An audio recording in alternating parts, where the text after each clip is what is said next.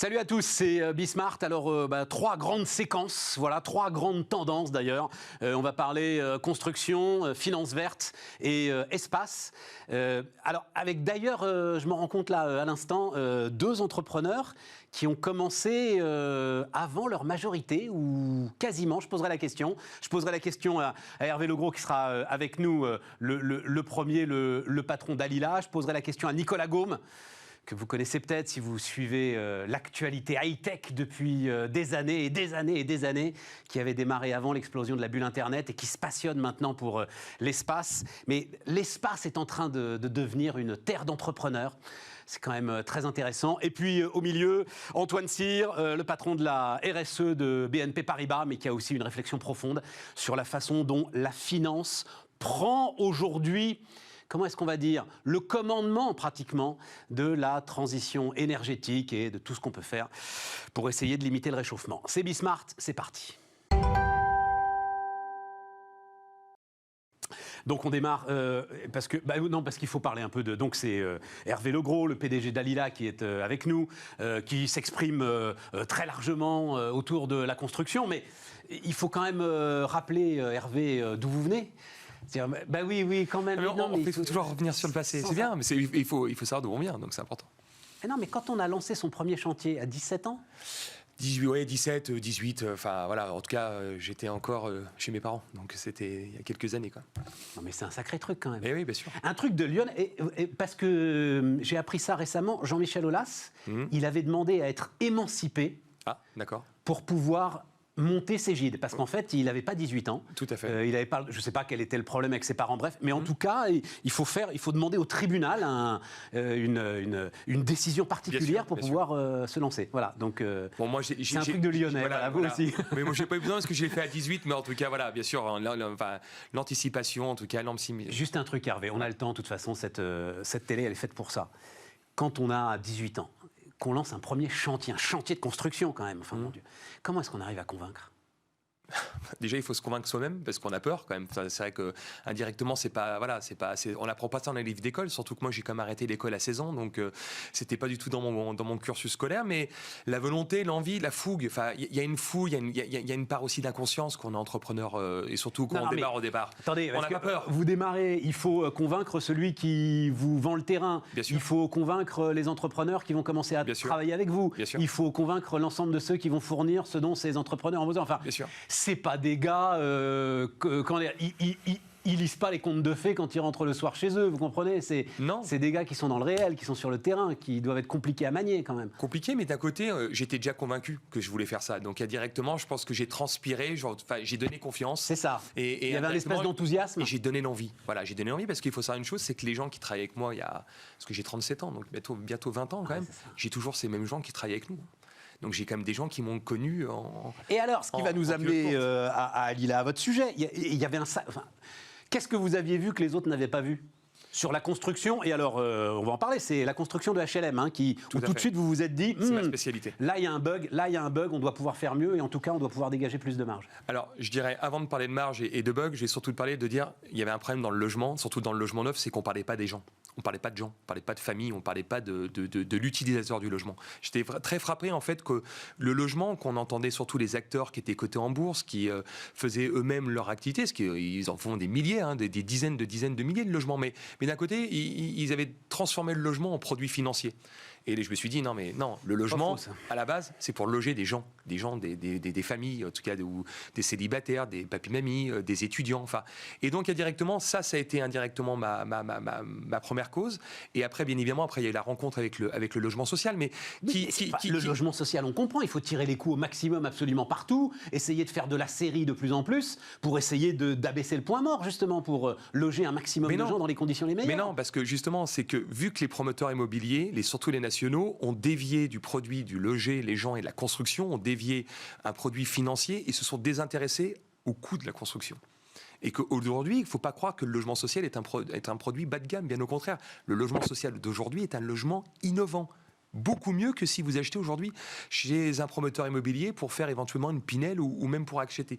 C'est-à-dire que le logement social est un produit innovant. La seule chose qu'il a fallu aussi recentrer, c'est la construction. C'est de se dire aujourd'hui comment on bâtit, comment on essaye aujourd'hui d'être rationnel, comment aujourd'hui on essaie d'avoir pas de la place perdue. Arrêtez aussi de donner aussi le crayon aux architectes qui décident des choses qui sont peut-être très jolies, mais qui coûtent très cher et qui servent pas à grand-chose. Attendez, Hervé, vous êtes en train de me dire, parce que le logement est massivement subventionné depuis des décennies par des dispositifs fiscaux. Oui. On est aujourd'hui à la crise qu'on connaît. Oui. Non, mais les promoteurs ne font pas attention au coût de la construction. Bien sûr. Parce qu'aujourd'hui, ça n'a jamais été le problème. Je ne sais pas quand il vient, Alain Dinin, mais il faudra qu'on isole ça, puis on lui repassera. Alain Dinin, avec qui j'ai pu encore discuter avant fin décembre. Ouais, vous dites que vous serez plus gros que lui. Patron de Nexity, le premier promoteur de France. Non, mais on a le même combat aujourd'hui. C'est qu'aujourd'hui, Nexity ou d'autres ont compris aujourd'hui qu'il y avait une problématique de logement, de loger les gens, et puis surtout une problématique du coût. Et quand vous faites cette problématique du coût, on a tous le même problème, les promoteurs. C'est la matière première. Notre matière première, c'est le terrain. C'est-à-dire qu'aujourd'hui, on achète des terrains de plus en plus chers. Et c'est vrai qu'indirectement, les dispositifs fiscaux, en tout cas l'augmentation des prix de l'immobilier, ont permis à ce que les prix des terrains augmentent. Mais indirectement, regardez, prenez aujourd'hui des entrepreneurs dans la construction. Ils ne se sont pas enrichis depuis 20 ans. J'en sais rien. Ils n'ont pas pu se gagner votre vie. Vous savez que l'année 2019, je ne parle pas de 2020, c'est une année particulière, mais en année 2019, il n'y a jamais eu autant de dépôts de bilan d'entreprise. C'est-à-dire qu'il y a bien un problème. Quoi, d'entreprise de construction, de BTP de BTP. Il n'y en a jamais eu autant. Ça, alors, je savais pas. Mais pourquoi ? Parce qu'aujourd'hui, indirectement, c'est pas eux qui gagnent beaucoup d'argent. Aujourd'hui, ce qui lui en enrichit les acteurs de l'immobilier, c'est le propriétaire du terrain. Et il est là, notre combat. Et le propriétaire du terrain, c'est assez souvent une mairie, quand même. Non, c'est pas des mairies. Ce sont des terrains de particuliers, ou ce sont après des terrains qui sont après dans des ZAC, ou qui appartiennent... Les zones tendues, c'est quand même assez souvent. Les mairies aujourd'hui... Comment ça, les mairies n'ont pas de terrain ? Non, les mairies n'ont pas de terrain. Aujourd'hui, il y a aujourd'hui des SEM, il y a aujourd'hui des EPF. D'ailleurs, il y a un EPF en Ile-de-France ou dans d'autres régions qui sont propriétaires du foncier. EPF, ça veut dire quoi, EPF ? Établissement public foncier. Voilà, donc en fait, beaucoup de gens ont des terrains, mais le maire en lui-même, quand vous allez le voir, il vous dit, mais moi aujourd'hui, j'ai besoin de construire, mais je n'ai pas de terrain. D'ailleurs, c'est toute la difficulté aujourd'hui de notre métier, c'est qu'aujourd'hui, on a une problématique sur la matière première. Aujourd'hui, la matière première nous coûte très cher, et la matière première aujourd'hui, malheureusement, vu qu'il y a très peu de zones qui sont constructibles, enfin, on peut aujourd'hui construire des bâtiments, et qu'il y a comme une concurrence qui est féroce, et ben vous, demain, Stéphane, qui vendez votre terrain, si demain vous avez un terrain pour faire un immeuble, je vous assure que vous auriez beaucoup de promoteurs qui viendraient sonner à votre porte. Et indirectement, je peux comprendre, si demain je me mets à votre place, vous irez peut-être au plus offrant. Sauf qu'aujourd'hui, d'aller au plus offrant, quand vous avez un système aujourd'hui, comme il y a quelques années, où l'immobilier fonctionne bien, ça se vend plus cher, donc ça fonctionne. Sauf qu'aujourd'hui, il faut quand même revenir à des prix qui sont raisonnables. Aujourd'hui, on a une grosse problématique dans notre pays, c'est qu'on a une vraie crise du logement depuis des dizaines et des dizaines d'années. Tu dis, en fait, la construction, c'est l'éléphant au milieu du salon, l'éléphant qu'on ne veut pas voir au milieu du salon. C'est exact. Mais surtout le logement. Le logement. Le logement, c'est la construction. Oui, mais la construction, mais c'est-à-dire qu'aujourd'hui, qu'est-ce qui fait qu'Adila, aujourd'hui, est entendu et n'a pas peur de dire les choses, c'est que la problématique aujourd'hui, nos politiques ne prennent pas le logement comme aujourd'hui une cause. Là, on va bientôt rentrer dans des débats avec les prochaines élections présidentielles. Je vais m'efforcer, avec de toutes mes forces, je vous assure Stéphane, pour essayer de rentrer le débat dans le débat public. Parce que c'est vrai que malheureusement, il n'y a pas de gens qui malheureusement qui... Parce que tu regardes, ça c'est un truc, on est passionné par... Alors toi, passionné par le logement depuis une décennie, tu regardes sondage après sondage, baromètre après baromètre, les préoccupations des Français, tu ne trouves pas le logement dedans. Et pourtant... Parce qu'on ne se rend pas compte qu'il agrège tout le reste finalement. Il agrège l'insécurité, il agrège les problèmes scolaires, il agrège les problèmes de travail, il agrège les problèmes de transport, il agrège tout. Bien sûr, et pourtant, c'est la il est en bout de chaîne. C'est la première dépense des foyers des Français. La première, on a fait des sondages, d'ailleurs avec Ella, avec d'autres. C'est la première dépense des Français. En même temps, Hervé, attends, parce qu'il faut... en même temps, la solution, moi je la cherche. Parce que toi, t'écris, j'ai lu des points de vue qui sont super intéressants, mais tu dis par exemple, on pourrait diviser par 2 le temps administratif pour produire un logement. On pourrait. Je l'ai entendu 10 fois. Je ne sais même pas si c'est possible. Tu vois ? Si c'est possible. Mais non. Alors pour le coup, un promoteur, il était dans le commercial, mais un sacré promoteur, Guillaume Poitrinal, patron d'Unibail Rodamco quand même. Il s'est cassé les dents sur la simplification. Il avait pourtant un ministre avec lui. Ils étaient à 2. Ils étaient au cœur de l'administration. Ils n'y sont pas arrivés. Vous savez pourquoi ? Parce qu'on a une politique du logement depuis 30 ans qui est en échec. Sauf que vous savez, le problème de nos politiques, ils ont du mal des fois à reconnaître qu'ils sont devant un échec. Aujourd'hui, notre politique du logement coûte des milliards. 43. Et aujourd'hui, nous avons une crise comme jamais nous avons connue. Il manque des millions de logements pour nos concitoyens. Mais c'est une vérité, c'est pas après un slogan que je fais. Ouais, mais Aujourd'hui, vous voulez un logement social dans une grande métropole, il faut attendre entre 4, 5, 6 ans. Bien sûr. Un chiffre. En Ile-de-France, il manque 600 000 logements. Il manque 600 000 logements. Et le grand drame, parce que j'aime bien parler de l'Île-de-France, que c'est très caractéristique de notre pays. Mais oui, mais moi je veux des solutions. Tu m'en donnes pas des solutions. Si, je vais vous amener après la solution. C'est qu'on a fait le Grand Paris, on a construit des infrastructures, on a amené des gares et tout ça. Enfin, on ne densifie pas autour de ces gares. C'est terrible. Et pourquoi aujourd'hui ? Parce qu'aujourd'hui, la problématique qu'on a, c'est que le logement aujourd'hui est éclaté avec des maires aujourd'hui qui se retrouvent dans un fauteuil de maire avec ce pouvoir ou pas, ou autrement cette problématique de pouvoir délivrer des permis de construire. Et ils ne connaissent peut-être certainement pas non plus aujourd'hui la problématique de la densification des PLU. Enfin, bien sûr qu'ils la connaissent, mais ils la refusent. Oui, ils la refusent. On touche le vrai sujet. Oui, mais donc aujourd'hui... T'as pas un maire aujourd'hui qui accepte de faire monter les immeubles parce que c'est la seule solution. Ben oui, mais pourquoi ? Parce qu'aujourd'hui, ils partent du principe que le logement, c'est que des inconvénients. Et pourtant, c'est pas le problème. Oui, mais tu dis toi-même, dans les points de vue que j'ai lus, il faut pas leur retirer le permis de construire. Non. C'est en ça où je dis tu deviens consensuel. Non. Parce que c'est la clé de tout. Non. Retirer le permis de construire aux maires. Parce que je vais vous dire une chose. Il y a des maires, quand les communes sont carencées et que les maires ne font pas de logements sociaux, leur permis de construire, en tout cas leur droit d'urbanisme, sont retirés et donnés aux préfectures, aux DDT. Ça ne va pas plus vite, Stéphane. Ça ne va pas plus vite, c'est même encore plus compliqué. C'est encore même plus compliqué. Enfin, si tu files ça à la préfecture... Oui, c'est encore plus compliqué. C'est encore plus compliqué. J'ai des exemples où c'est encore plus compliqué. La problématique aujourd'hui qu'il y a, c'est est-ce qu'aujourd'hui, on va avoir un gouvernement, mais surtout en haut, je parle en haut, c'est-à-dire qu'aujourd'hui, un président qui, aujourd'hui, se soucie que le logement est fait pour loger les familles. La 5e puissance mondiale, parce que c'est un peu le cas, on a eu des problèmes demain, on doit être 6 ou 7 maintenant, mais non, bon. mais aujourd'hui, vas-y. Aujourd'hui, on n'a jamais eu autant du mal logement. Aujourd'hui, je n'ai jamais vu autant de gens dans la rue. Là, je sais pas. Si, non, parce que mais objectivement, je voyage j'ai quand même 13 agences dans toute la France. Oui, mais moi, j'ai 55 ans et j'ai connu Nanterre il y a 40 ans. Mon cher Hervé, il y avait des bidonvilles. Donc, et c'était à côté de Paris. Mais ces bidonvilles aujourd'hui, on les a éloignés. Excusez-moi. Il n'y en a plus de bidonvilles aujourd'hui. Je vous invite aujourd'hui à aller dans quelques départements, même dans l'Île-de-France ou ailleurs. Non, il y a des gros problèmes aujourd'hui de logement. On ne peut plus loger. Évidemment qu'il y a des gros problèmes. Non, mais refermons la parenthèse. On a des problèmes aujourd'hui de logement. On a des problèmes majeurs. Et moi, je n'ai pas l'ébauche d'une solution nulle part. Moi, j'ai une ébauche de solution, c'est d'avoir déjà une politique volontariste de logement. C'est déjà arrêter de dire il faut 400 000 logements par an. C'est faux. Il faut faire 1 million de logements par an. Aujourd'hui, pareil, c'est d'expliquer aujourd'hui... Et donc, pour ça, la seule solution, c'est de donner ordre au préfet de construire avec des objectifs de construction et de retirer le permis de construire aux maires. Mais Stéphane, avant d'aller arriver à là, aujourd'hui, on a mis des objectifs aux maires pour faire du logement social, le quota SRU des 25%. Préfère payer les amendes. Pourquoi, aujourd'hui, on ne met pas un même quota pour faire du logement libre ? En disant... Métropole de Lyon, métropole de Nantes, métropole de Bordeaux, enfin, maire, vous avez 10 000 logements à faire par an. C'est pas 8 000, c'est pas 7 000, c'est 10 000. Mais tu peux pas leur imposer. Mais si. Mais pourquoi ? On peut toujours imposer. Il y a une crise du logement majeure dans notre pays. Ils paieront les amendes, ils feront comme la loi SRU. Et Neuilly préfère payer les amendes. Aujourd'hui, il ne faut pas dire ça. Aujourd'hui, sincèrement, il ne faut pas dire aujourd'hui qu'il ne faut pas stigmatiser. Moi, je vous assure, aujourd'hui, je fais du logement social aujourd'hui dans des communes où, il y a encore 10 ans, on n'osait même pas y aller. Ouais. Aujourd'hui, ils ont compris que le logement social, le logement intermédiaire, c'était aujourd'hui un produit pour loger les gens. La seule chose aujourd'hui qu'on a, c'est qu'on a un problème devant nous et on ne veut pas le regarder. Voilà. Et aussi, la problématique qu'il y a, c'est que je pense qu'il y a une division trop forte aujourd'hui dans le secteur de l'immobilier, que ce soit aussi bien de la fédération des promoteurs, du bâtiment, de tout cela, qui malheureusement aujourd'hui, on est un peu trop exposé et on ne fait pas bloc fort pour aujourd'hui présenter des mesures concrètes au gouvernement. Objectivement, aujourd'hui, on a tout aujourd'hui pour réussir dans notre pays. Sincèrement, après on dit... Non, mais pour le dire d'un mot, parce que d'ailleurs j'ai animé un débat assez récent là-dessus, chacun a l'impression que l'autre essaye de faire sa marche sur son dos. Oui, mais ça c'est très français. C'est très français. Le BTP a l'impression que ce sont les promoteurs qui bouffent leur marge. Arrêtons. Les fournisseurs eux-mêmes. Voilà. Arrêtons. Oui, mais arrêtons. Aujourd'hui, il y a un potentiel de construction Hervé, qui est énorme. Une question, est-ce que, parce que c'est un truc qui peut être fascinant quand même, est-ce que le télétravail peut changer la donne ?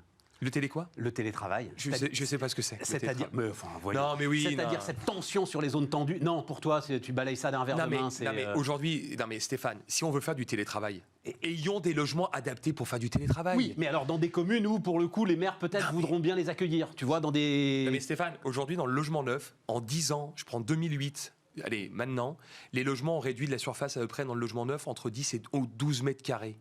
On fait des logements de plus en plus petits et de plus en plus chers. Il faudrait faire des logements de plus en plus grands et de moins en moins chers. On ne peut pas me dire plus en plus grand. Non, au contraire, en zone tendue. Mais le sujet, c'est qu'il faut monter les immeubles et il faut aussi construire plus petit. Oui, mais Stéphane, si on veut faire du télétravail, il faut que les gens soient adaptés à faire du télétravail. Oui. Excusez-moi, j'ai eu mes collaborateurs en télétravail quand ils ont leurs enfants dans leurs pattes, quand ils n'ont pas une... Bien sûr. Non, mais c'est-à-dire que le télétravail, c'est génial, mais il faut aujourd'hui que les gens soient adaptés pour faire du télétravail. Et aujourd'hui, les logements ne sont pas adaptés. En tout cas, le logement neuf, comme on le fait aujourd'hui, n'est pas adapté pour le télétravail. Oui. Donc, voilà. Vous savez, c'est combien de temps un programme entre le moment où tu décides et le moment où ça sort de terre, c'est 3-4 ans. Le jour que je viens vous voir, Stéphane, que vous vendez votre terrain, et le jour que j'aurai livré l'opération sur votre terrain, mais j'ai pas de terrain, 4 ans. Non, mais c'est un exemple. 4 ans, Stéphane. D'accord. Et attendez, s'il n'y a pas de recours des tiers, s'il n'y a pas de problématique et tout, c'est très long. C'est-à-dire qu'aujourd'hui, la politique du logement qu'on devrait mettre volontarisme aujourd'hui en 2021, on aurait les effets dans 5 ans. C'est pour ça qu'aujourd'hui... Hervé, avec ça, tu viens de donner la réponse à la question que tu poses. Pourquoi est-ce qu'aucun politique ne s'en préoccupe ? Parce que c'est pas dans le temps politique, c'est trop long. Alors, c'est exactement ce qu'on me dit souvent, mais je vous assure que là, il y a un prochain débat présidentiel, une prochaine campagne. Je vais mettre toute mon énergie pour que le logement soit au cœur de la prochaine présidentielle. Parce que demain, si demain vous parlez logement aux gens, les gens, ils écouteront. Parce que, je vous rappelle... Première dépense des Français, c'est le logement. Et aujourd'hui, on a des logements de plus en plus chers, de plus en plus petits, et aujourd'hui qui ne sont pas adaptés. Moi, quand on parle de télétravail, c'est magnifique, mais ayons aujourd'hui des logements adaptés pour faire du télétravail. Hervé, il faut qu'on s'arrête. Merci à vous. Mais on se reparlera bientôt. Merci en tout cas. Hervé Legros, le patron d'Alila, était notre fondateur, créateur, était notre premier invité sur Bismart. On repart les amis, on repart avec l'autre grande tendance, la grande tendance.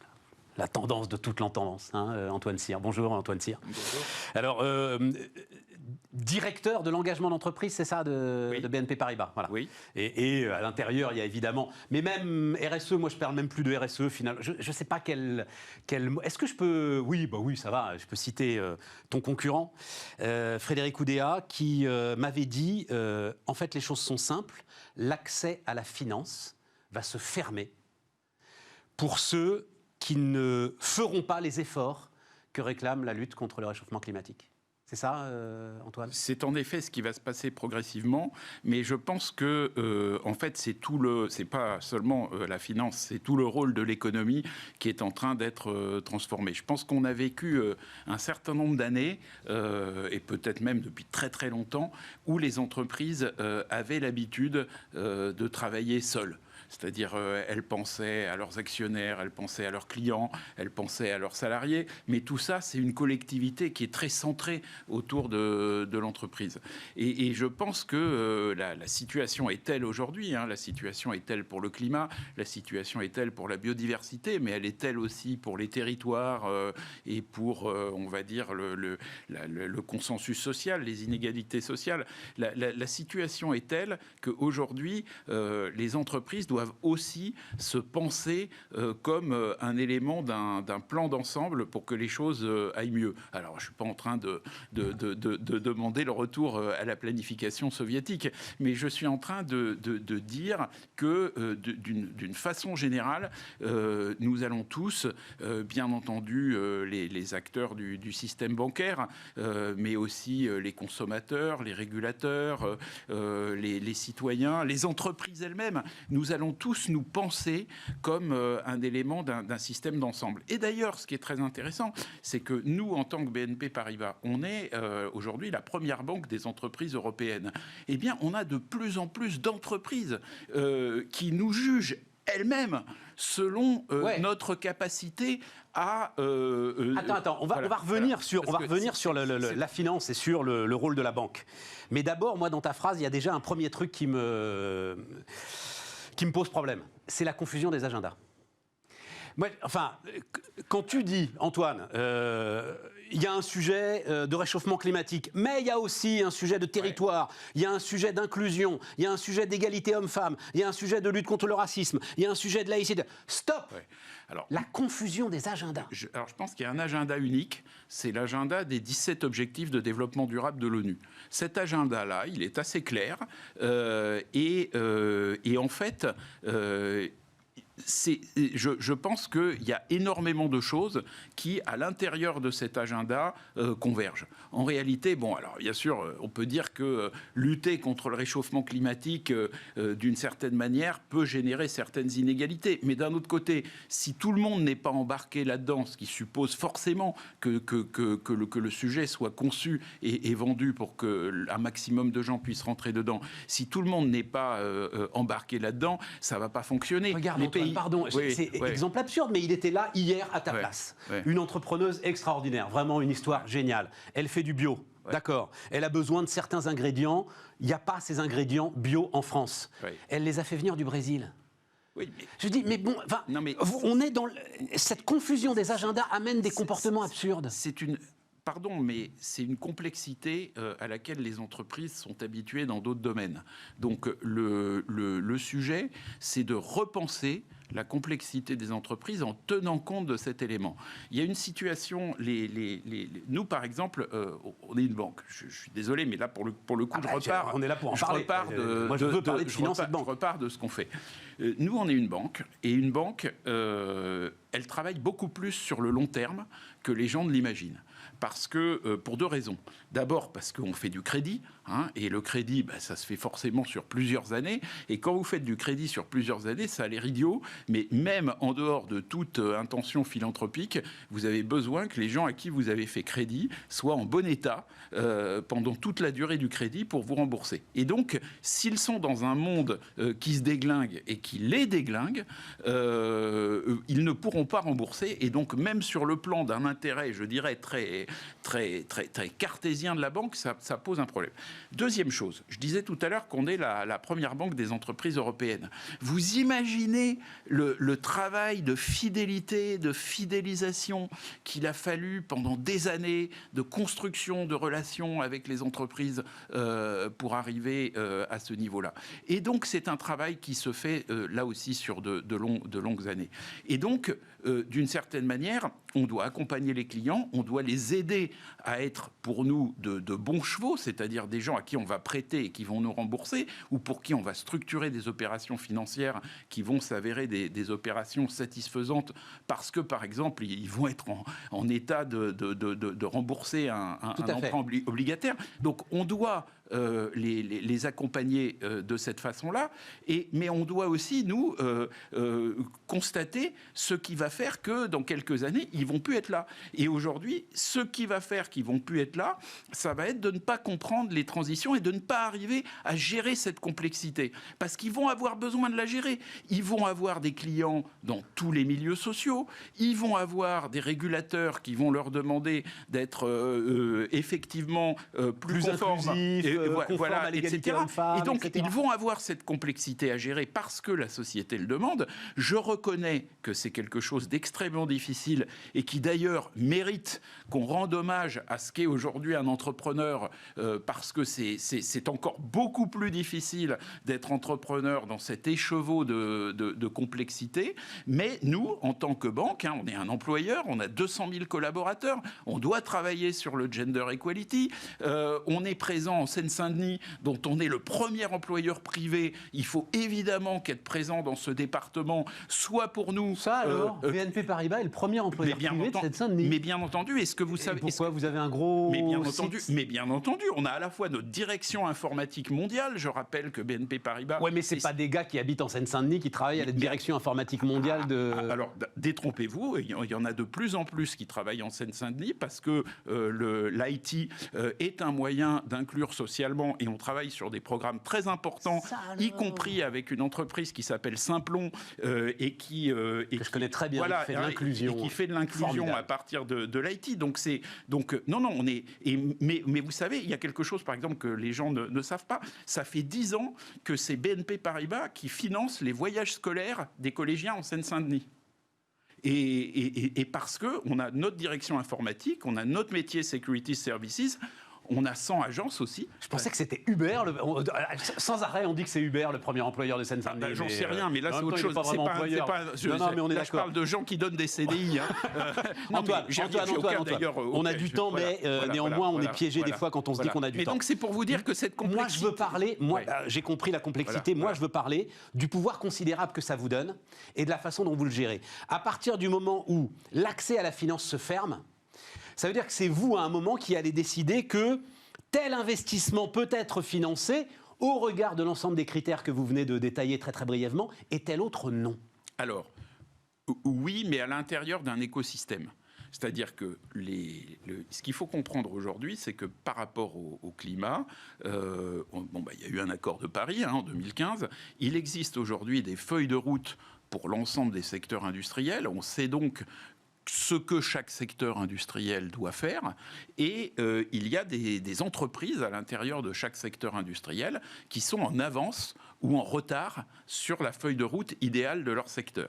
Et donc, nous, ce qu'on va faire en tant que banque, c'est qu'on va faire notre travail de banquier qui consiste à évaluer la performance d'une entreprise avec des modèles qui sont forcément imparfaits. D'ailleurs, un banquier, il est comme tout le monde, il peut se tromper. Oui. Mais on va essayer d'évaluer la performance d'une entreprise à travers cette nouvelle contrainte qui est sur son chemin, mais qui peut être aussi, si elle s'en débrouille bien, un objectif business, parce qu'elle peut être en avance. Il y a énormément de nouveaux métiers, énormément de nouvelles activités qui vont en découler. Donc elle a elle a un nouveau sentier devant elle, et on va essayer de comprendre comment cette entreprise se situe sur ce sentier. Je vous donne l'exemple du climat, mais ça pourrait s'appliquer à d'autres choses. Restons sur le climat, c'est ça qui m'intéresse. Alors restons sur le climat. On a développé avec d'autres banques. Vous citiez tout à l'heure la Société Générale. Elle fait partie des banques avec qui on a développé ce modèle. Et il y a d'autres banques européennes comme BBVA, Standard Chartered. Les Américains y arrivent. Citigroup vient de dire qu'il utilisait le modèle qui avait été co-développé par ces banques. HSBC vient aussi de le dire. Et donc, c'est un modèle qui consiste à prendre secteur par secteur et à regarder comment chaque entreprise, des secteurs les plus pertinents pour le climat. Pour l'instant, on regarde les secteurs. On pense au pétrole, on pense au charbon, on pense à l'énergie, on pense au transport, exactement. Bon, donc c'est ça qui est intéressant. On commence, après tout sera intéressant, mais on commence par regarder ces secteurs-là, un par un, et on regarde comment chaque entreprise se situe par rapport à la feuille de route idéale de son secteur pour respecter les objectifs de l'accord de Paris. Et donc, selon que l'entreprise, si elle est très en avance sur sa feuille de route, je dirais que ce critère ne pose pas de problème, ça roule. Si elle est en retard sur sa feuille de route, il y a deux possibilités. Soit elle utilise l'argent qu'elle nous emprunte pour accélérer, et à ce moment-là, c'est très intéressant parce qu'on va avoir un travail très positif. Soit elle n'utilise pas cet argent pour accélérer, et à ce moment-là, on pense qu'elle est en train de se créer un problème. Et est-ce que cette finesse d'analyse résiste aux injonctions qui viennent face à vous très régulièrement de la part des activistes qui vous disent de sortir de telle activité, telle activité, telle activité, un petit peu comme des oukases? En général, ce qu'ils demandent, c'est quand même largement issu de ce que disent les scientifiques. Et donc, la feuille de route de chaque secteur, elle est aussi liée à ce que disent les scientifiques. Et par exemple, les scientifiques, ils nous disent aujourd'hui que la production d'énergie à partir du charbon, c'est pas possible. Bon, donc du coup, on a dit à toutes les compagnies d'électricité, et ça, c'est quelque chose qu'évidemment les ONG nous ont demandé et qu'on a appliqué en l'adaptant à notre métier et à notre façon de faire. Mais donc, on est en train de dire, on l'a même quasiment fini de le dire pendant toute l'année 2020, à l'ensemble des compagnies d'électricité que nous finançons dans le monde, on leur dit, écoutez, voilà, il y a deux solutions. Soit ce qu'on vous prête, vous l'utilisez pour sortir du charbon, vous avez un plan de sortie du charbon qu'on connaît, qui vous conduit à être sorti du charbon d'ici 2030 si vous êtes dans l'OCDE, ou d'ici 2040 si vous n'êtes pas dans l'OCDE. Donc si vous avez ce plan de sortie et que ce plan de sortie nous paraît crédible, on va continuer à vous financer. Et si on vous dit ça va pas assez vite ? Et si on vous dit 2030, 2040, c'est des objectifs beaucoup trop lointains, pourquoi est-ce que BNP Paribas ne fait pas davantage pression ? Il se trouve que pour l'instant, parmi les 40 premières banques mondiales, il doit y avoir 5 ou 6 banques qui ont ce type d'objectif, et que dans ces 5 ou 6 banques, vous avez les 4 principales banques françaises. Donc si vous voulez, on est très très en avance. Donc pour l'instant, je crois que le boulot... Quand je reprends ma casquette business, ça m'inquiète presque un peu, tu vois. Mais en fait, non. Moi, je suis, disons, raisonnablement optimiste, parce que je constate que aujourd'hui, les banques anglo-saxonnes, d'abord, c'est quand même des engagements qui sont lourds. Hein, donc, on est aujourd'hui en train de les mettre en œuvre. Mais surtout, les banques étrangères, notamment dans le monde anglo-saxon, sont quand même en train de regarder de très près ce qu'on fait. Alors, est-ce qu'elles vont le faire exactement de la même manière ? Peut-être pas. Je veux dire, chacun va avoir sa vision. Mais elles sont en train d'accélérer très fort. Elles sont en train de se poser ces questions. Elles sont en train de nous interroger. Donc, c'est très intéressant parce qu'elles viennent nous voir. Je rappelle que ceci s'accompagne quand même d'une puissance des banques françaises dans le financement des activités durables qui est extrêmement forte. Hein. On est leader mondiaux dans le domaine des green bonds, qui est une activité qui n'arrête pas d'accélérer. Ouais. Hein, il n'y a pas tant d'activités de financement que ça dans lesquelles... Je pense, tu as le chiffre en tête, mais sur l'ensemble du marché obligataire, aujourd'hui, les obligations vertes, c'est quoi ? C'est 3-4%. Pour l'instant, c'est quelques pourcents. Oui, mais simplement, c'est quelques pourcents. Ils doublent pratiquement chaque année. Donc, si vous voulez, ce sont les banques françaises qui sont à la manœuvre là-dessus. Les banques françaises sont leaders. Alors, ce qui m'amène à mon autre question fondamentale. Donc, c'est alors ce mot qu'il faut qu'on ait tous en tête, parce que ça va être l'un des grands mots de 2021, c'est taxonomie. Oui. Hein, c'est-à-dire, c'est système de classification commun des activités économiques au regard de leur impact environnemental. Je l'ai noté moi-même pour bien dire les choses. On a un ministre, ou ministre délégué qui est en charge de ça aujourd'hui, qui s'appelle Olivia Grégoire. Est-ce que ça, c'est une question de souveraineté, Antoine ? Est-ce que l'Europe doit imposer son système de classification, ou en tout cas ne pas se faire imposer un système qui serait un système anglo-saxon ? Non, je pense que il faut pas... je pense que c'est très bien de traiter ce système sous l'angle de la souveraineté, et par contre, il ne faut pas le traiter sous l'angle du conflit. Souveraineté n'égale pas forcément conflit. Ouais, la souveraineté, c'est d'avoir une voix qui pèse. Hein, regardez, pardon de cet exemple historique, mais tout ce que le général de Gaulle a fait entre 1940 et 1945, c'était pour que la voix de la France pèse, ce qui n'était pas du tout gagné. Bon, et donc, ce qui est important aujourd'hui, c'est que la voix de l'Europe pèse. Et donc, pour la voix de l'Europe pèse, on a un certain nombre d'atouts. On a comme atout notre leadership dans ce domaine, qui est extrêmement clair. On a comme atout le leadership quand même de nos États, parce qu'on a quand même des États qui ont fait le boulot, et l'accord de Paris, il a été signé à Paris, quoi. Donc il y a un certain nombre de choses qui sont en notre faveur. Ce qui est exact, c'est que par exemple, on est plus ou moins en train de créer des systèmes qui vont venir s'ajouter à la comptabilité. C'est pas exactement de la comptabilité, mais c'est des métriques. Et par exemple, la comptabilité aujourd'hui, elle est tenue très largement par des cabinets anglo-saxons. Ouais. Donc, du coup... Qui sont en train de massivement racheter d'ailleurs les spécialistes européens de notation environnementale. Tout à fait. Donc, ce qui est important, c'est effectivement que la taxonomie européenne soit capable et que l'Europe soit capable de dialoguer avec le reste du monde, pas forcément pour imposer de manière unilatérale quelque chose, mais pour que sa voix pèse. Et donc c'est pour ça que l'initiative de la taxonomie est une initiative très importante que nous soutenons. Hein, je crois qu'il faut être très clair là-dessus.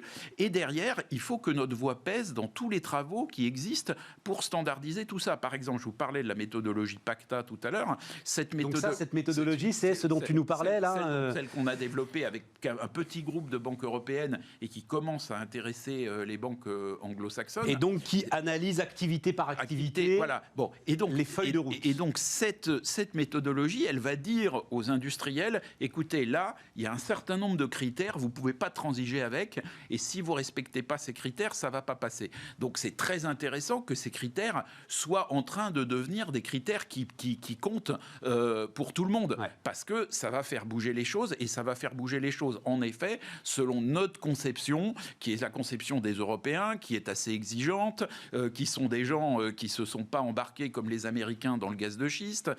Et moi, je vois quelque chose de très intéressant. C'est que, par exemple, dans les premières décisions de Joe Biden, il y a le retour dans l'accord de Paris, mais il y a aussi des décisions beaucoup plus précises. Il y a, par exemple, l'annulation d'un projet de pipeline entre l'Alberta et le Texas. Donc le Canada. Voilà, Canada et le Texas. l'Alberta étant un magnifique, d'ailleurs, État canadien.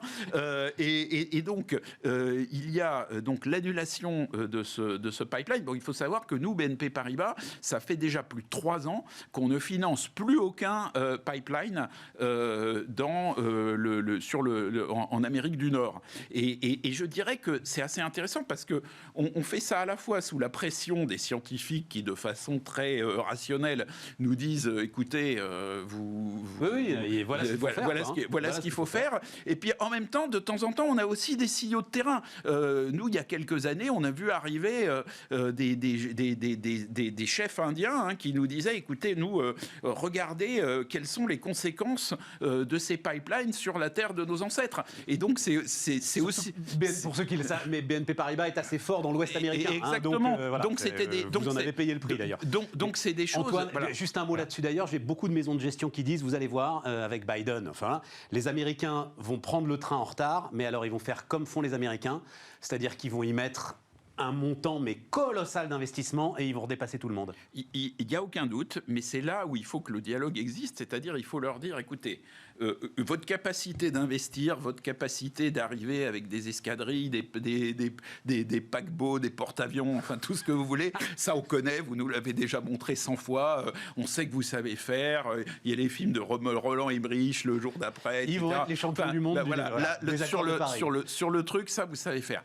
Mais il y a quand même un truc, c'est que dans ce changement climatique, il y a des tas de passagers clandestins qui peuvent s'insérer, qui sont des gens qui peuvent essayer de faire beaucoup d'argent avec des choses dont on sait qu'elles sont très mauvaises. Exemple par exemple, le gaz de schiste qu'on a arrêté de faire, et il y a toujours des spécialistes du gaz de schiste. Donc quand vous êtes un acteur diversifié et que vous avez une certaine dose de gaz de schiste, si vous expliquez que vous êtes en train de changer les choses et qu'il vous faut un petit peu de temps pour changer les choses, c'est entendable. Quand vous êtes un spécialiste de cette activité et que vous ne faites que ça et que vous avez envie de ne faire que ça, ça veut dire que vous êtes là pour un petit moment, le temps d'en profiter et que vous allez disparaître. Bon, et ça, il faut clairement, et je pense que les premiers messages de Biden sont assez clairs là-dessus, il faut clairement que ce ne soit pas possible. Donc, si vous voulez, il ne faut pas que les Américains imposent un modèle dans lequel ils vont uniquement investir et pas désinvestir. D'où l'importance que la voix européenne pèse. Tout à fait. Et dernière question, j'ai mis donc c'est Mark2Planet, le hashtag que j'aime bien, qui appartient à Bertrand Badré, l'ancien patron de la Banque mondiale, qui est quelqu'un de formidable et qui a joué un rôle très important dans le fait de faire accélérer la finance et aussi de créer un pont entre justement entre le monde de la finance européenne et le monde de la finance américaine sur ces sujets. Le patron de BlackRock dit pour moi maintenant ça y est c'est fait, le rapport extra-financier est plus important que le rapport financier. On en est là aujourd'hui, c'est-à-dire aujourd'hui dans les décisions de crédit que pourrait prendre BNP Paribas, le rapport extra-financier est plus important que le rapport financier. Dire qu'il est plus... Vous savez, une décision de crédit, il faut qu'elle remplisse des critères. Donc, si vous ne remplissez pas les critères, vous n'avez pas le crédit. Et aujourd'hui, ça fait partie des critères et on est en train d'industrialiser le fait que ça fasse partie de façon de plus en plus méthodique des critères.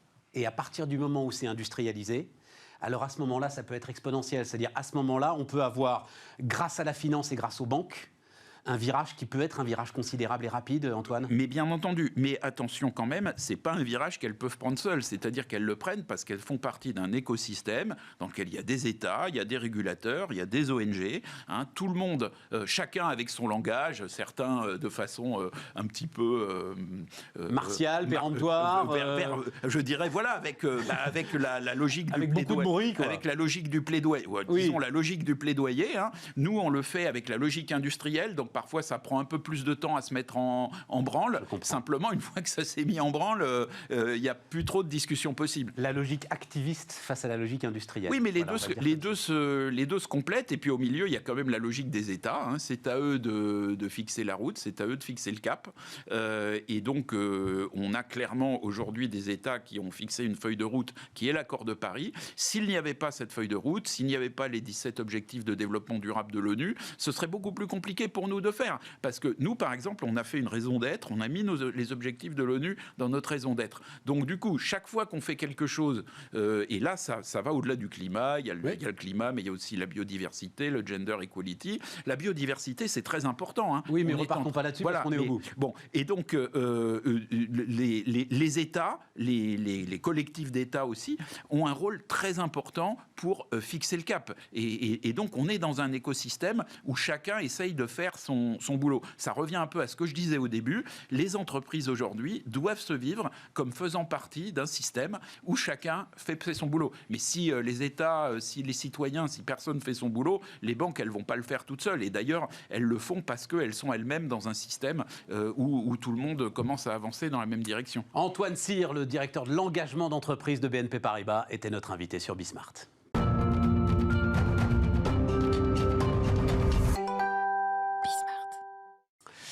Dernière partie, les amis de Bismart, avec Nicolas Gaume qui est avec nous. Bonjour Nicolas. Bonjour Stéphane. Ravi de te recevoir Nicolas. Tu as énormément de casquettes, mais là c'est la casquette entrepreneur de l'espace qui m'intéresse. Mais tu es aussi, alors c'est quoi? Directeur monde des partenariats stratégiques de Microsoft, hein, c'est ça? Voilà, j'ai changé de travail en fait chez Microsoft. Donc aujourd'hui je rejoins l'équipe de Jean-Philippe Courtois qui est le dirigeant. Quand on s'était vu, je ne sais pas il y a combien de temps, mais il y a peut-être une petite dizaine d'années, j'avais dit, parce que tu as monté, donc serial entrepreneur, comme on dit. Je crois que c'est une demi-douzaine de boîtes, un peu plus même. Hein, 9, voilà, 9. Et je t'avais dit, jamais tu tiendras chez Microsoft. Ici, en fait, tu tiens. Ouais, voilà. Mais tu tiens. Non, mais ça, c'est vachement intéressant. Tu tiens parce qu'ils te laissent t'amuser, en fait. Ils ont effectivement une ligne traite avec beaucoup d'égards et je leur suis très reconnaissant. Effectivement, ils me permettent de développer ces aventures spatiales tout en me permettant de contribuer à ce qu'il faut. C'est un vrai sujet. Tu sais, dans tout le développement de l'open talent, de toutes ces choses-là, en fait, j'en discutais avec, par exemple, celui qui est en charge de cette réflexion chez L'Oréal. Il y a effectivement agrégé des gens de l'extérieur qui viennent pour des prestations, mais il y a aussi permettre. Et c'est pas comme Google, une journée par semaine pour ton projet personnel. Non, non, c'est des vraies entreprises qu'on les laisse en fait gérer parce que c'est la seule manière de les retenir avec nous, quoi. C'est ça le truc? C'est tout à fait ça. Et Microsoft a complètement changé de culture avec Satya Nadella. Il y a une équipe de direction absolument exceptionnelle. Là, aujourd'hui, je travaille pour Jean-Philippe Courtois, qui est un dirigeant français qui dirige tout le business de Microsoft dans le monde. Hein. Donc, c'est quelqu'un d'assez exceptionnel. Et effectivement, il me donne cette opportunité de vivre mes aventures spatiales pleinement. Alors, aventure spatiale, ça a été d'envoyer, je ne sais même pas ce que c'est, des cales de pied de vigne. C'est quoi les cales? Des sarments partout. Voilà, c'est ça. Hein. C'est le moment où ça se sépare, le cal de pied de vigne. Voilà. Et 12 bouteilles de Grand Cru. Voilà, de Bordeaux. Tu es bordelais toi-même. Dans l'espace. Alors, il faut expliquer pourquoi. Parce que évidemment, c'est intriguant. Voilà, c'est parti, allons-y. Ouais. Alors, en fait, déjà, où est-ce qu'on est? On est dans la station orbitale internationale. On a tous vu Thomas Pesquet flotter. Absolument. On a recréé toute la vie sur Terre, de tous les paramètres de la vie sur Terre. La température, la pression, l'humidité, tout. C'est comme on était sûr. Sauf qu'il y a un paramètre qui n'est pas le même, c'est la gravité. Et ça change tout.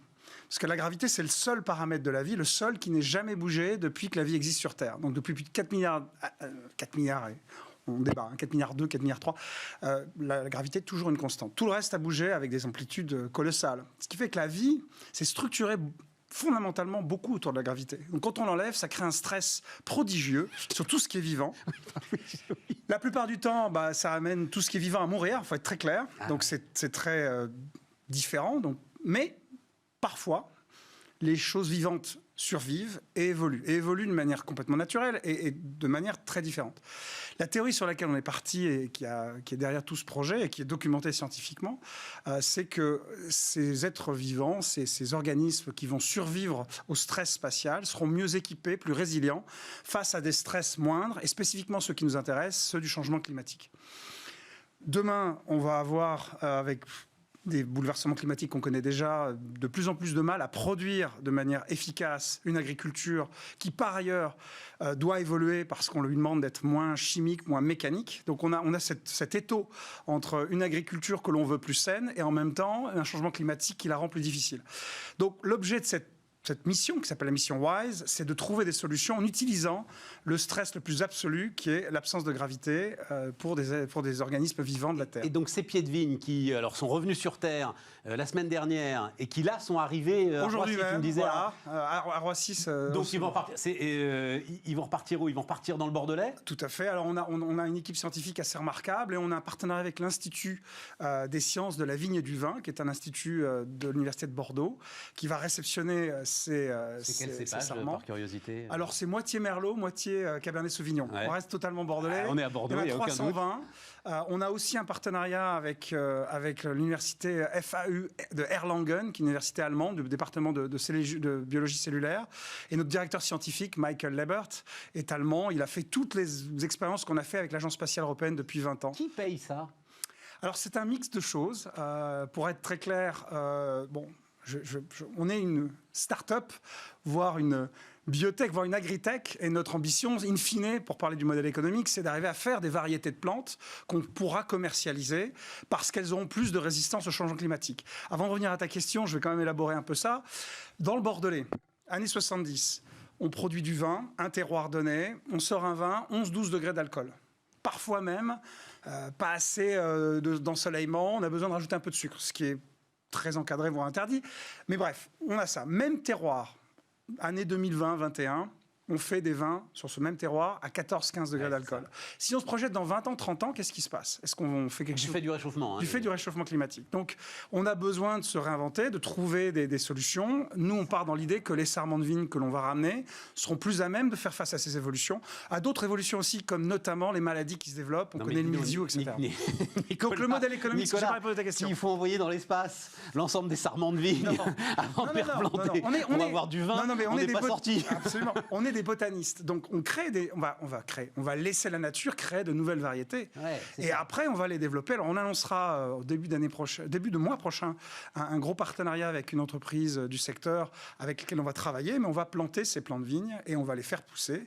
Et si elles répondent aux attentes que nous en avons, on l'offrira à tous les viticulteurs. On le vendra à tous les viticulteurs. Mais parce que ces plants de vigne ont subi un stress. Combien de temps ils sont restés ils sont partis au mois de mars avec SpaceX et l'Agence spatiale européenne et un grand partenariat avec le CNES. Je peux permettre de le saluer à l'antenne parce que qui sera avec nous la semaine prochaine d'ailleurs. Voilà, un immense partenariat, une structure qui, sur le coup, fait honneur à l'administration, à la fonction publique française avec des gens exceptionnels. Pourquoi? Parce qu'ils ont mis moins de 12 ans à envoyer une réponse.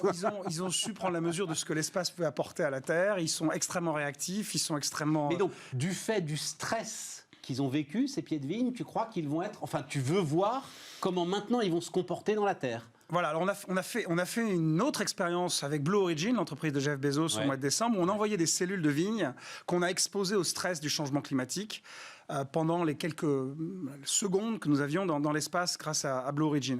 Spécifiquement, par exemple, on a mis du sel. Le sel, c'est ce qui commence à être malheureusement de plus en plus présent dans les sols, moins d'eau potable, plus de sel. Et on a vu des mécanismes de défense au niveau cellulaire totalement différents de ceux qu'il y aurait eu sur Terre. Donc effectivement, ça a informé cette troisième expérience qui est celle de ces 320 plants de vigne. Et on travaille sur la quatrième. On a 6 expériences prévues pour, in fine, au bout de ce programme, espérer avoir des solutions très opérationnelles pour l'agriculture.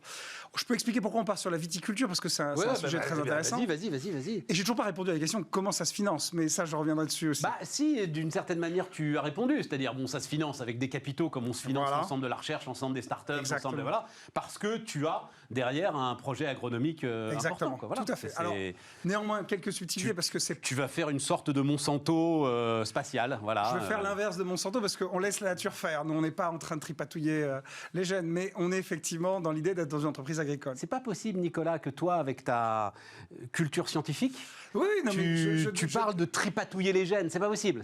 Non. Très bien, je vois que je te choque. Mais en tout cas, on a écrit un papier qui a vraiment étayé ce que nous faisons, qu'on appelle la self-guided evolution, où justement on veut être... Je respecte le progrès technique et je suis de ceux qui pensent que... quand même. Bien sûr. Quand maintenant, à un moment, un épi de blé peut résister aux parasites sans que tu aies besoin de lui mettre des pesticides et a moins besoin d'eau pour pousser... c'est œuvre utile. On peut ouvrir la réflexion, parce qu'on peut aussi imaginer qu'il y a des effets de bord, il y a tout un tas de choses qui se font. Toujours est-il que ce que nous faisons est très simple. On est des botanistes. Voilà, on est des botanistes spatiaux, mais on est des botanistes. Et de fait, on espère que ces plants de vigne soient plus résistants et plus capables de gérer ce stress. Alors, je vais te parler du vin. Donc, pourquoi le vin? Ouais. En fait, c'est passionnant. D'abord, le vin, c'est un peu le canari dans la mine. C'est-à-dire que de toute l'agriculture, la vigne est d'une sensibilité extrême. Donc, c'est très intéressant parce qu'on peut voir des changements qui arriveront sur d'autres cultures un petit peu plus tôt. Deuxièmement, c'est un secteur qui, malgré tout, a quand même un certain succès économique. Les grands châteaux, on sait, ont beaucoup de sous, ce qui permet, in fine, de développer un écosystème, notamment de recherche, extrêmement en pointe. Et la chance que nous avons de travailler avec l'Université de Bordeaux et l'Institut de la science des vignes et du vin, c'est vraiment parce qu'il y a tout cet écosystème de châteaux, le soutien des pouvoirs publics qui fait qu'on a des scientifiques de très haut niveau. On l'aura sans doute moins dans d'autres compartiments agricoles, donc on tire parti de ça. Ouais. Troisièmement, et là c'est plus pour le vin et les bouteilles, c'est que le vin est un terreau d'études assez extraordinaire. En fait, quand on met les organismes vivants complexes dans le spatial, comme un Thomas Pesquet, il lui arrive des tonnes de choses. Beaucoup, on ne sait pas bien les mesurer. On a des tas de choses qui ont été documentées. La plus intéressante des expériences s'appelle Twins in Space, qui a été faite par la NASA il y a maintenant, je crois, à peu près 2 ans, où il y a un astronaute, Scott Kelly, qui est parti dans l'espace pendant 1 an sur la station orbitale. Son frère jumeau est resté sur Terre. Au bout d'1 an, Scott Kelly avait des expressions de ses gènes qui avaient évolué et qui faisaient que, techniquement, il n'était plus le jumeau de son frère. Donc, il y a des choses qui se passent qui sont fascinantes et on les connaît mal. On les connaît encore mal. Le vin, même s'il y a 20 000 composants dans le vin, il est beaucoup plus simple à étudier. Et notre ambition, en regardant cet écosystème vivant, biologique, c'est d'arriver à comprendre un certain nombre de ces dynamiques, à la fois sur le vivant, mais aussi sur le vin lui-même. Il y a encore des tas de mystères sur le vin qu'on maîtrise mal. Et pourtant, il y a des bactéries, il y a des levures, il y a des choses très importantes. Et ce qui permet aussi de rappeler, le vin est un miracle Absolument. Annuel. Et non, mais ça, vraiment. Et c'est pour ça d'ailleurs qu'il y a des bonnes, des mauvaises années. C'est pour ça qu'il y a des bons, des mauvais vignerons. C'est pour ça qu'il y a des bons et des mauvais assembleurs. Enfin voilà, c'est absolument un miracle permanent. Et c'est pour ça que ce vin-là, on va être obligé de le goûter parce qu'on ne sait pas modéliser le goût du vin. Mais c'est pas de mal à la veille. Parce que là, tu plantes tes sarments. Non, ça, je parle des sarments, mais on a aussi les bouteilles. Oui, d'accord, les crus qui sont partis. Les crus qui sont partis, voilà. Donc, avec l'apesanteur, il y a eu des modifications. On a des soupçons. On va être très pragmatique. On va regarder. C'était vraiment des grands crus. Enfin, c'est du Bordeaux. C'est du Bordeaux. C'est du très bon Bordeaux. C'est un vin qu'on a choisi pour ses propriétés œnologiques. On l'a fait vraiment pour une motivation. Parce que le vin en question est bien documenté, parce qu'il a certaines caractéristiques qui nous intéressaient. Voilà, on verra. Mais c'est passionnant à regarder. Absolument. Et alors, l'autre élément, et ce pourquoi je voulais t'entendre, Nicolas, il se trouve que c'est François Chopard, que tu connais forcément, donc ce Français qui dirige l'accélérateur Starbus, qui finance énormément de start-up de l'espace, c'est même sa vocation, qui me disait, c'était pendant le deuxième confinement qu'on faisait cette interview, qu'il y aura pour lui à peu près 10 000 personnes dans l'espace dans 15 ans. Je pense même que ça allait plus tôt. Alors j'ai une autre entreprise dont je peux dire 2 mots parce que... Qu'est-ce qui fait qu'aujourd'hui, il nous reste 4 minutes, qu'est-ce qui fait qu'aujourd'hui, l'espace peut être une terre d'entrepreneurs ? Alors, on est dans un moment où des tas d'entrepreneurs, spécifiquement qui ont fait fortune dans la technologie, comme Jeff Bezos, Elon Musk, Richard Branson aussi, financent l'accès à l'espace.